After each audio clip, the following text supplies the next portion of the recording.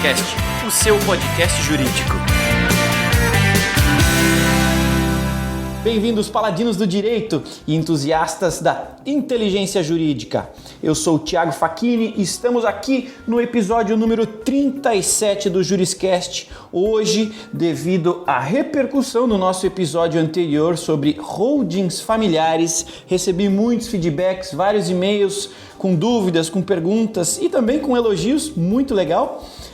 Por esse motivo, vamos fazer uma extensão do tema holdings. Vamos fazer o papo de holdings parte 2, com, obviamente, o nosso especialista em holdings, Dr. Odair de Moraes Júnior. Ele que é sócio do escritório paulistano Moraes Júnior Advogados, especializado em direito empresarial e tributário, com ênfase em reestruturação empresarial, recuperação judicial e holdings patrimoniais. Odair de Moraes Júnior é pós-graduado em Direito Empresarial pela Universidade Presbiteriana Mackenzie, Direito Público pelo Complexo Educacional Damásio de Jesus e Direito Tributário pela PUC de São Paulo. O homem é um especialista também em recuperação judicial e direito comparado pela Universidade Tor Vergata, na Itália, especialista em reestruturação e recuperação de empresas pela FGV, especialista em insolvência e recuperação jurídica comparada com ênfase em legislação britânica no Corpus Christi College da Oxford University, especialista em recuperação judicial e falências pelo Instituto Brasileiro de Administração Judicial. É muito grande, muito bonito ler esse currículo aqui. Doutor Odair, muito obrigado e seja novamente muito bem-vindo ao Juriscast. Olá, Thiago. Olá a todo o público que nos escuta. É um prazer muito grande mais uma vez estar aqui com vocês e vamos dar continuidade a esse tema bem interessante que é a holding patrimonial e a holding familiar. Maravilha. Eu estava comentando há pouco que eu estive num evento, o Legal Hub, na semana passada, e quando eu cheguei no evento, vários advogados vieram conversar comigo sobre terem recém ouvido o programa e que acharam a temática legal e acabaram me fazendo novas perguntas e tem tudo a ver a gente continuar falando e aprofundando o assunto. Então, esse episódio de hoje vai ser focado em perguntas práticas, né? Para quem nos ouviu no episódio anterior, possa agora ter uma noção ainda mais prática, ainda mais realista de dúvidas que aparecem no dia a dia aí nos trâmites de quem trabalha com esse tema. Então, pedir aí apoio para o Dr. Odair para que ele me ajudasse com dúvidas comuns, né, que vocês advogados têm, algumas que vocês me fizeram, algumas que não foram feitas, mas que o Dr. Odair aí consegue nos ajudar, dada a sua experiência aí rotineira no tema. Então, para entrar logo nessa parte prática, não vamos aqui entrar naquele nosso costumeiro detalhismo, né, de fazer um alinhamento com a audiência. Se você não sabe o que é uma holding, o que é uma holding patrimonial, o que é uma holding familiar, uma holding financeira, não financeira, ouça o episódio número 36 aí do Juriscast, a parte 1, onde a gente explicou detalhadamente o início, e esse aqui é um episódio um pouquinho mais avançado, beleza? Bom, vamos ao que interessa, doutor. Quando a gente fala de trabalho, a gente a nossa mente deriva diretamente para o retorno financeiro desse trabalho. Quando a gente fala de uma holding, a gente não falou no episódio passado, mas eu acredito que seja interessante nós falarmos agora com relação à parte financeira, né, dessa preparação e trabalho com a holding. Quanto custa, né? Óbvio, vamos falar aqui em média, de maneira geral, de acordo com a sua experiência, mas quanto custa para fazer uma holding patrimonial? Existem custos mensais ou não? É um valor fixo ou não é? Como é que funciona essa parte de finanças para quem vai passar a estar envolvido em uma holding? Bom, a holding ela se inicia pela constituição do contrato social.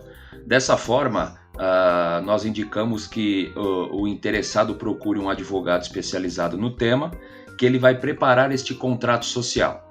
Este contrato social Ele é praticamente um contrato como se fosse de uma empresa comum, onde você tem os sócios, onde você tem todo o patrimônio dessa empresa, e neste momento você já coloca no capital social desta empresa os imóveis ou aqueles bens móveis que você deseja colocar na holding. Então, nesse primeiro momento eu vou tratar como se fosse uma holding com imóveis, ok?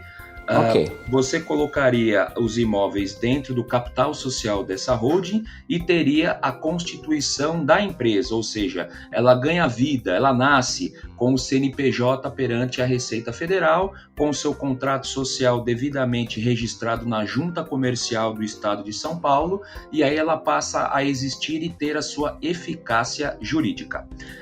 Custos disso, quando a gente pensa numa holding, vai sempre ter como base a quantidade de patrimônio, por quê? Não pela questão de valores do patrimônio, mas sim pela questão dos trabalhos que você vai ter que desenvolver para regularizar aqueles ativos. Então, o que eu posso traçar é: quanto mais ativos, o valor vai ser maior. Por quê? Porque o trabalho também é maior. O que eu posso dizer aí aos nossos ouvintes? Que o custo para uma abertura de uma holding de taxa na junta comercial, por exemplo, é de R$280 a R$300. É um valor muito baixo. Aí você vai ter os honorários do profissional que lhe assiste e depois, conforme você for integralizando o patrimônio na holding, vai depender muito do patrimônio. Se for imóvel vai ser um valor, se for um bem imóvel vai ser outro valor, que a gente também vai discutir aqui hoje nesse nosso episódio. Sensacional, sensacional. Então, é importantíssimo nesse início, como a gente conversou no episódio anterior e agora confirmando, ter obviamente o apoio de um especialista, né, para que esse procedimento inicial seja feito sempre da maneira mais correta e alinhada possível com o desejo aí dos participantes da holding, né? Sim, com certeza. Bom, como você usou o exemplo aí de uma holding com imóveis, e a gente conversou aí sobre os benefícios de ter uma holding, né? A gente ter tratativas diferenciadas, além da segurança patrimonial.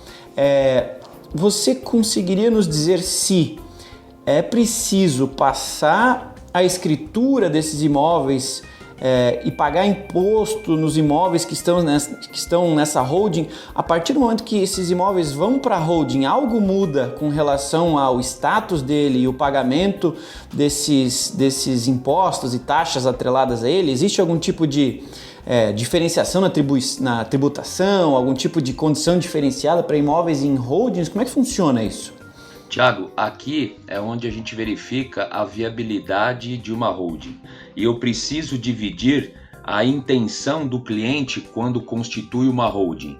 Quando ele precisa administrar o seu patrimônio de imóvel, ou seja, ele vai alugar o imóvel, ele vai vender os imóveis, ele vai comprar imóveis. E quando ele simplesmente pretende preparar uma sucessão, ou seja, que ele está pretendendo fazer uma sucessão familiar e pretende apenas deixar o patrimônio dele ali, estabilizado, para que amanhã já esteja tudo resolvido e não seja necessário a realização de um processo de inventário, como nós tratamos desse tema no Juris 36. Então, primeiro, eu vou dar os exemplos de quando o interessado pela holding patrimonial com imóveis, ele vai fazer a atividade imobiliária, ou seja, ele vai comprar, vender imóveis e vai alugar. Primeira coisa, que é muito legal e todo mundo até se espanta, não é necessário escritura pública para que um patrimônio imobiliário imóvel vá para o capital social de uma holding. Isso é feito pelo objeto social. Simplesmente pelo objeto social e pelo capital social e pela alteração do contrato social, a gente consegue transmitir a propriedade. Então eu já elimino de cara um custo elevado de escritura de emolumentos, que a gente sabe que é caro, gira em torno de 3 a 4% do valor do imóvel essa escritura, por R$280 a 300, que é o custo da junta comercial para o registro de uma alteração de um contrato social. Então, de início, eu já destaco que a gente não precisa fazer a escritura pública para integralizar um imóvel no capital social de uma holding. Esse já seria a primeira, digamos assim, o primeiro custo que você não teria. Em relação agora ao ITBI. O que é o ITBI? ITBI é o chamado Imposto de Transmissão Intervivos de Competência Municipal, ou seja, toda vez que você faz a transferência de um imóvel num ato intervivo, você tem a incidência desse imposto. Quem cobra? O município competente onde o imóvel está. E aqui eu faço a primeira diferença entre você ter uma holding onde você quer apenas deixar o patrimônio para uma sucessão familiar e quando você tem o patrimônio para exercer atividade imobiliária. Por quê? Se você vai exercer atividade imobiliária, você não escapa do pagamento desse ITBI. Obrigatoriamente você precisa fazer o pagamento do ITBI, ou seja, vai ser aqueles 2% ou 3%, dependendo da legislação da prefeitura do imóvel competente. Esse imposto não há como escapar, porque você vai desenvolver uma atividade imobiliária dentro desta holding. Você vai comprar imóvel, você vai vender imóvel, você vai alugar imóvel e o objeto social dessa holding vai ter essa característica. Nessa hipótese, o ITBI será devido. Na hipótese de você fazer uma holding familiar pretendendo apenas uma sucessão familiar, ou seja, eu não vou exercer nenhuma atividade de compra, de venda e de locação do meu patrimônio, eu tenho a imunidade do ITBI.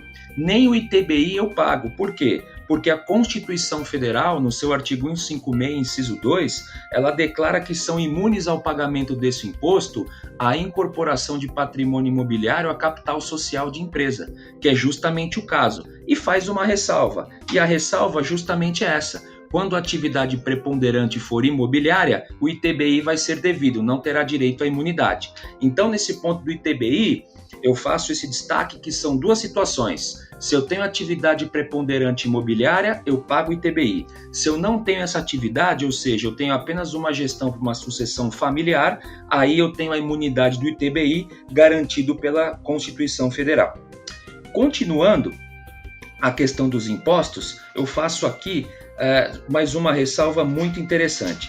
Quando você faz a holding, é muito importante que você defina a forma de tributação dessa holding. Como nós já dissemos, a holding nada mais é do que uma empresa. Então você deve escolher e optar por uma forma de tributação, quer seja lucro real, lucro presumido ou simples nacional. No caso das holdings patrimoniais, a gente sempre indica o lucro presumido, porque ele vai ser a menor tributação para que ao final, como veremos nesse episódio, a gente vai ter uma economia muito grande no caso de venda e no caso de locação de imóveis. Entendido, tem bastante detalhes que você está aí comprovando que normalmente são de conhecimento do especialista. Super legal. Você está dando uma aula e uma consultoria aqui hoje para nossa audiência, né? Já que a gente falou agora aí sobre essas custos financeiros e diferenciações desses imóveis que estão dentro de uma holding, a gente falou sobre a constituição da holding, tributação, tudo mais. Eu atrelo isso diretamente ao que, como você falou, a holding é uma empresa, toda empresa normalmente tem um contador, né? Então essa próxima pergunta é a seguinte: em toda holding é obrigatória a presença ou a relação com um contador? Como que é definida essa relação de obrigatoriedade, sim ou não? Vamos lá, novamente aqui. Bom, primeiro, eu indico que sempre tenha um contador. Por quê? Por mais que a holding seja apenas aquela empresa que seja para uma sucessão familiar, obrigatoriamente você tem obrigações acessórias a serem informadas ao fisco.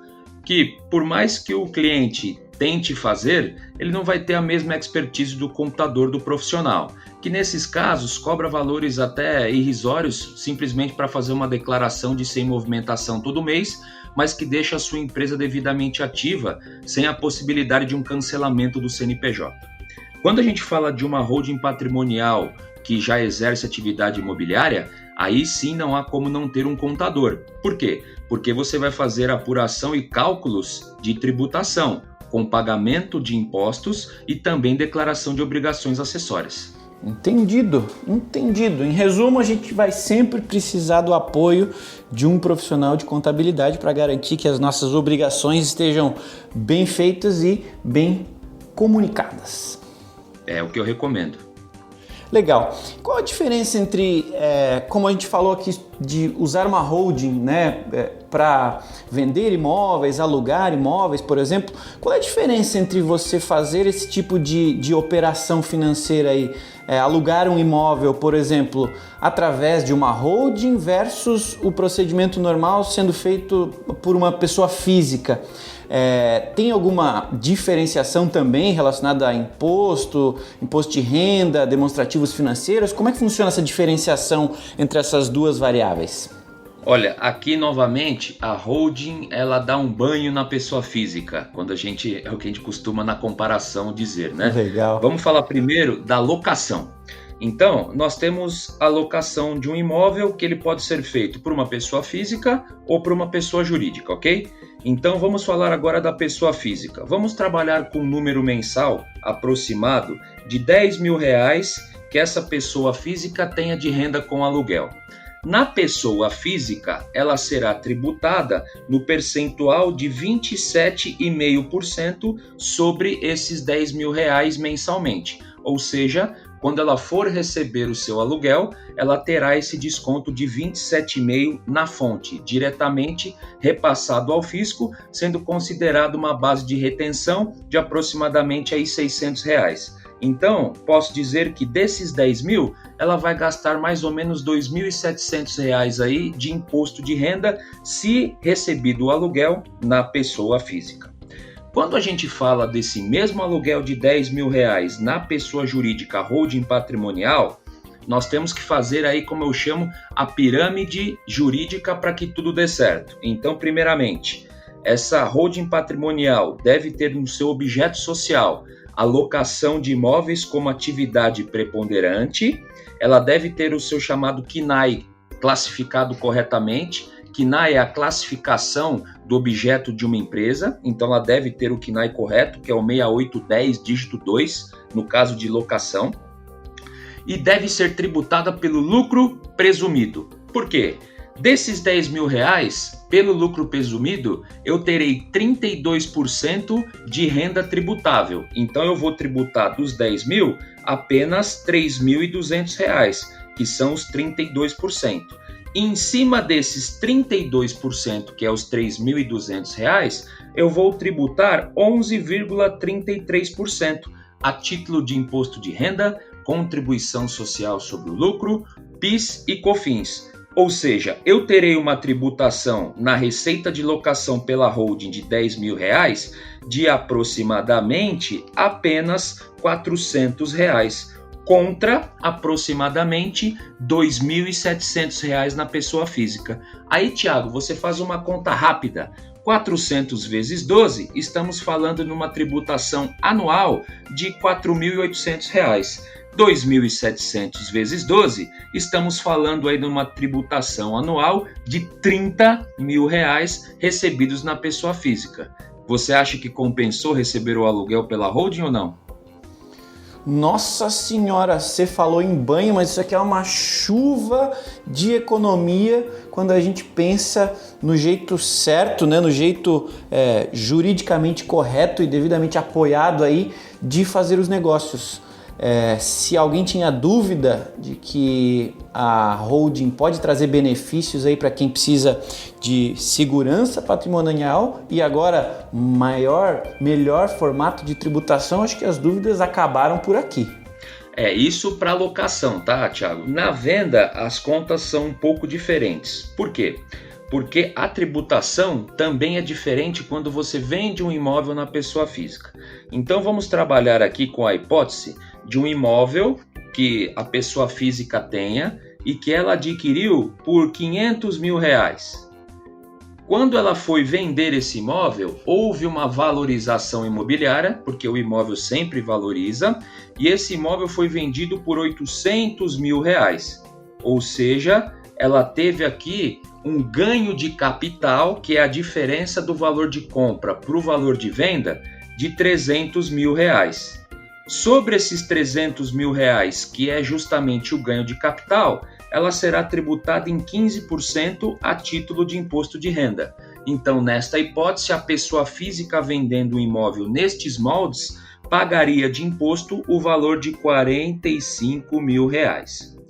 Quando a gente fala da holding patrimonial e quando a gente fala daquela pirâmide jurídica estruturada, também na venda a gente vai ter vantagens aqui. E aí eu vou explicar para vocês por quê. Primeiro porque, quando eu faço a integralização do imóvel na holding, pouco importa o valor que esse imóvel entrou no meu capital social para quando eu for vender. Por quê? Eu falei na pergunta anterior que o objeto social da holding deve ser a compra, venda e alocação de imóveis para que você possa exercer e que o CNAE seja o correto, que é o 6810 dígito 2. Tendo isso no meu objeto social da holding, eu terei essa atividade preponderante. Assim, a venda desse imóvel nada mais é do que a venda de um produto que eu tenho na minha holding, como se fosse um produto de prateleira que eu retiro e faço a venda. O imóvel é a mesma coisa. Nessa hipótese do lucro presumido, que é onde eu aconselho que seja a forma de tributação, como se trata de uma venda e não de uma prestação de serviço, eu tenho uma tributação de 8% de base sobre o valor da venda do imóvel. Então vamos lá, vendi o imóvel por 800 mil. 8% de 800 mil, eu estou falando em R$64 mil. Em cima dos R$64 mil, eu vou tributar os 11,33, que é o imposto de renda, a contribuição social, o PIS e o COFINS. Então eu terei, nesta hipótese, uma tributação aproximada de R$7.200 contra R$45 mil.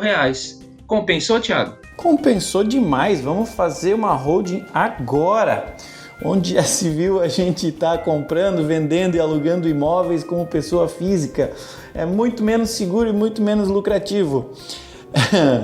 Que bom que você está aqui. Que bom que você está aqui ajudando a mim e a nossa audiência, porque eu tenho certeza que tem muita gente ouvindo aqui e pensando, nossa senhora, na pior das hipóteses, eu como advogado posso proteger meu patrimônio e ganhar algum dinheirinho, ganhar mais dinheiro com ele, e também está aqui declarada uma forma de deixar isso claro para o cliente, de que ele precisa, de que ele pode ter benefícios claros com uma holding. Então, uma forma de negociar com os clientes aí, uma forma de continuar ganhando dinheiro prestando serviços para eles. Então, muito obrigado, doutor Odair. Você está dando uma aula de conhecimento financeiro já também. Aqui as contas são aproximadas porque de cabeça fica mais difícil, né? Sim, mas o importante para nossa audiência é isso, né? Entender as grandes variações. Óbvio que ninguém sai especialista ouvindo esse podcast, mas aqui fica a provocação para que busquemos mais conhecimento e tenhamos ciência de que existe aqui sim uma grande oportunidade para nós que trabalhamos com direito, né? Bom, você que nos acompanhou até agora, muito obrigado. O papo está muito bom com o Dr. Odair de Moraes Júnior.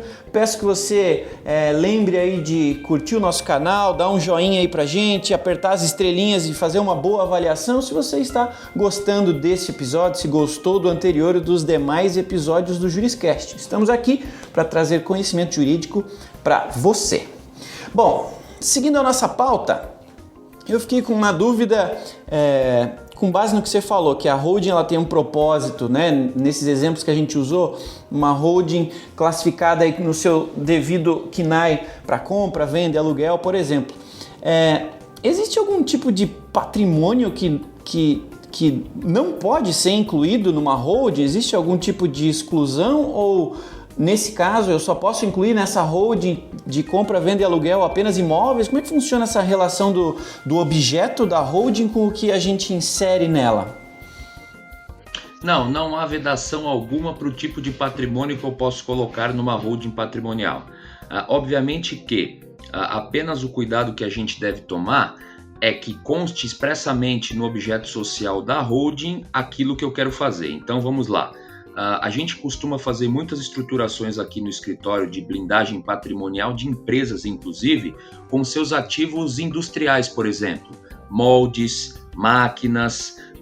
Por quê? Porque se esses ativos, moldes, máquinas, estão no no CNPJ da empresa operacional, ou seja, aquela que está tendo ali a operação do dia a dia e está no risco normal da atividade empresarial, ela pode sofrer constrições caso a empresa amanhã não esteja numa situação tão boa. Então, é muito comum nós criarmos as holdings, nós colocarmos esse patrimônio, esse ativo da empresa, essas máquinas, esses moldes, que é o meu exemplo agora que eu estou trazendo para vocês, ou até próprios veículos da empresa na holding, e a holding faz a alocação desses ativos para a empresa para que ela utilize. Nesse caso, a gente deve colocar no objeto social, que é a alocação de bens próprios, que é o que a gente coloca como uma forma de abranger tudo que seja da própria holding. Então eu estou dizendo que tudo que eu tenho, tudo que for bem próprio, meu holding, eu posso alugar. Eu também não ficar tendo que colocar, né? Aluguel de máquina, aluguel de injetora, aluguel de molde, aluguel de carro, aluguel de caminhão.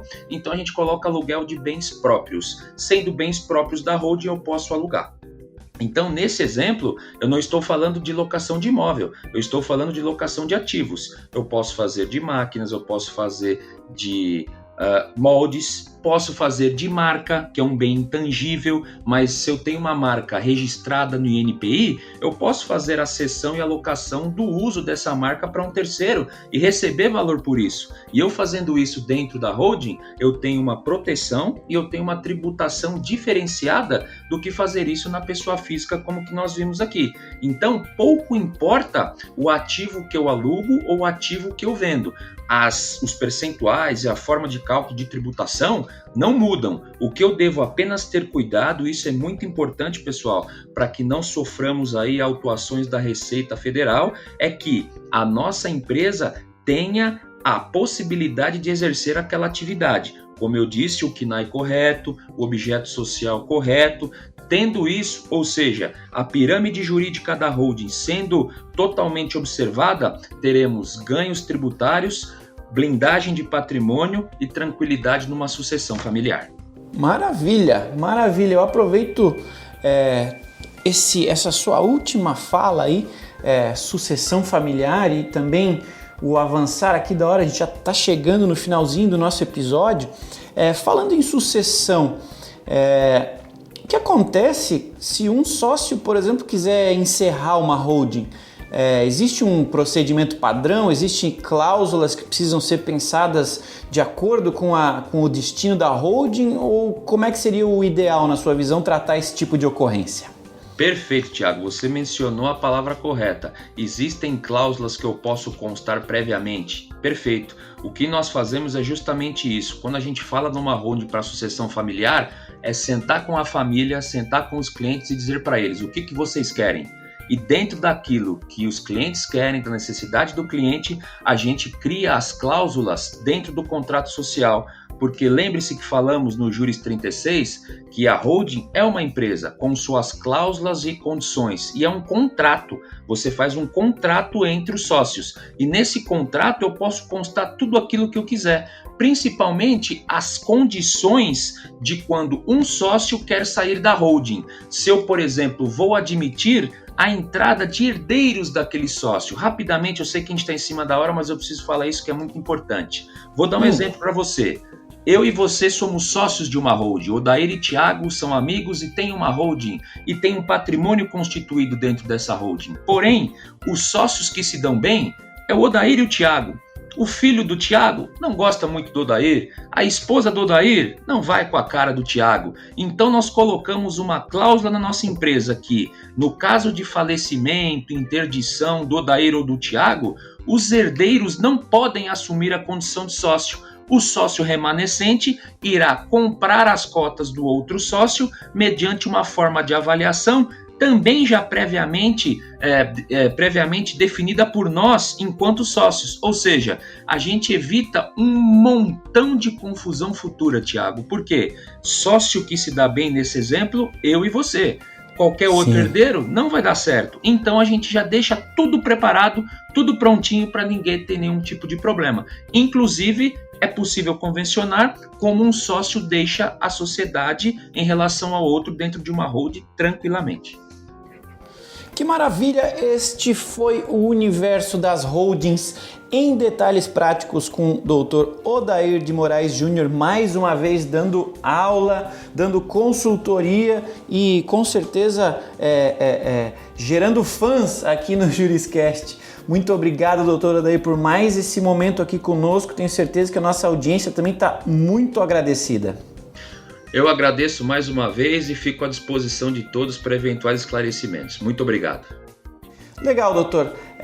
No episódio anterior, o doutor deixou seus dados de contato, então você que gostou do papo, que tem dúvidas, que quer falar com o doutor Odair ou quer contratar os serviços dele, busca lá no episódio número 36, que tem todos os dados de contato, você vai conseguir falar com essa personalidade e referência no tema holdings, beleza? Um agradecimento então especial a todos vocês, entusiastas aí da inteligência jurídica, por terem nos acompanhado até o final de mais um episódio. Por favor, também separe um minutinho para avaliar esse episódio, para curtir ou comentar esse episódio e para que você que gostou desse conteúdo, compartilhe ele nas suas redes sociais ou indique para colegas e amigos. Lembre-se que nós estamos aí no Spotify, no YouTube, na Apple Podcast, no Google, onde quer que você tenha acesso à internet e áudio, o Juriscast está disponível. Então, eu sou o Thiago Facchini, foi um prazer ter estado aqui com o Dr. Odair e com todos vocês aí da audiência. Nos falamos no próximo episódio do Juriscast, o seu podcast jurídico. Tchau! Você ouviu o Juriscast, produção e oferecimento da ProJuris, líder no desenvolvimento de software jurídico para departamentos jurídicos de grandes empresas e escritórios de advocacia. Conheça mais em projuris.com.br.